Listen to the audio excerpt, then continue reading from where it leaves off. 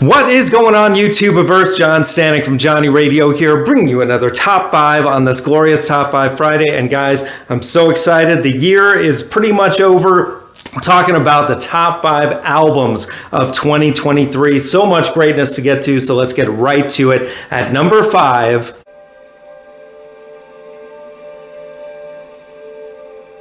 The Greater Wings by Julie Byrne. Wow, what a beautiful singer-songwriter album this is. And I've been following her career for a couple years now, but this one just hit me in just the right way. And when you read about the songwriting process of this album, that most of it is dedicated to someone very close to her who had passed away, it just makes total sense because every single song on here, you kind of feel the weight of that. But there's just so much beauty in both her singing voice and lyrically on songs like Lightning Comes Up From the Ground.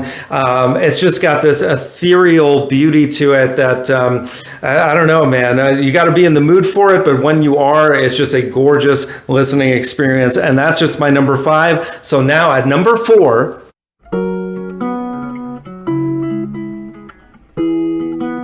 Javelin by Sufjan Stevens, another singer-songwriter album that deals a lot with grief. We're seeing a pattern here already. And, you know, there are also a lot of other great albums revolving around that subject, like by Foo Fighters and City and Color. They didn't quite make my list, but this one by Sufjan, who I've never been the biggest fan of, but I've always admired his work on albums like Illinois.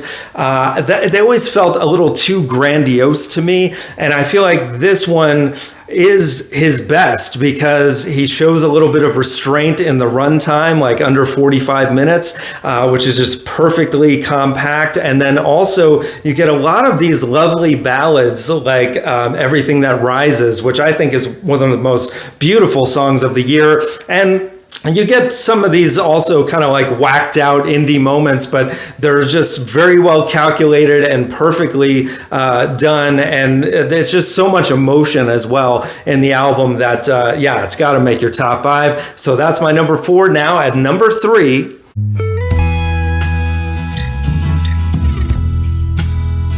Weather Vanes by Jason Isbell and the 400 Unit. Oh man, gotta love this record. And you know, Jason Isbell, he's been doing this thing for quite a while now. I've known him since the Drive-By Truckers, always been great, but he just continues to get better and better as a singer, a songwriter. Again, another singer-songwriter on this list, but oh my God, it's almost like he's turning into the modern day Tom Petty. And I mean that in the best possible way, like really leaning into his Southern roots quite a bit while also just writing these universally amazing songs. Like his lyrics are getting just so deep and introspective, but also very universal. Then you've got like these Van Morrison-esque songs like Middle of the Morning. You've got like Allman Brothers jams like This Ain't It. A little bit of everything to love about this guy. And it's just, yeah, gotta have it on your list. So that's my number 3. Now at number 2...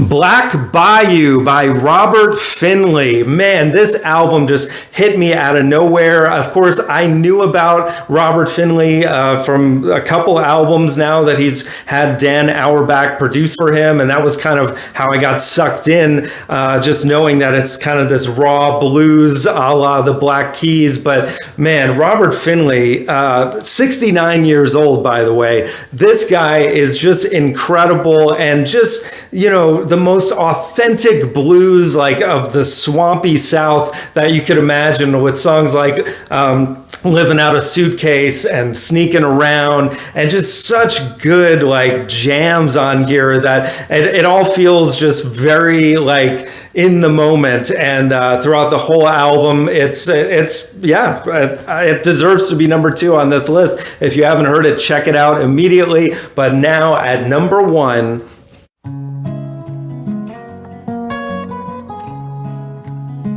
Coyote by Dylan LeBlanc. If you've heard me talk about this guy, you've seen I've done a review of this album already. You know how much I love it. But man, another amazing singer-songwriter, just like Jason Isbell, who just keeps getting better as he goes as a songwriter, as a musician. You know, he produced this thing himself, plays guitar, just incredible, from the opening title track to songs like Dark Waters, Closing In. Every single song on this album has something to offer, and also it just feels so cinematic with the way that the strings are employed on here. It sounds like it was recorded in the 70s in the best possible way. It was recorded, of course, in Muscle Shoals, so that go figure. But yeah, I mean, this guy is just at the top, and hopefully I can't wait to see where he goes next from here, because this is just a tour de force all the way. Also, one of my favorite songs of the year is on here, And the Crowd Goes Wild.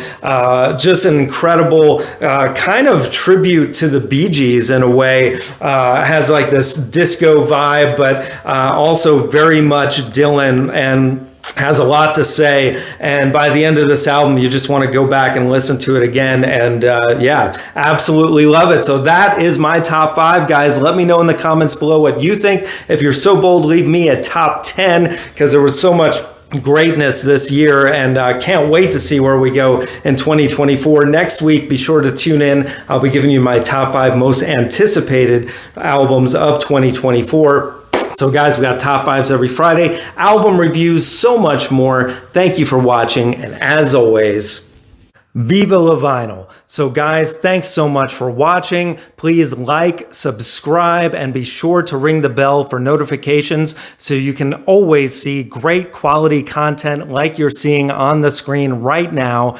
Thank you so much for supporting Johnny Radio, and I'll see you soon.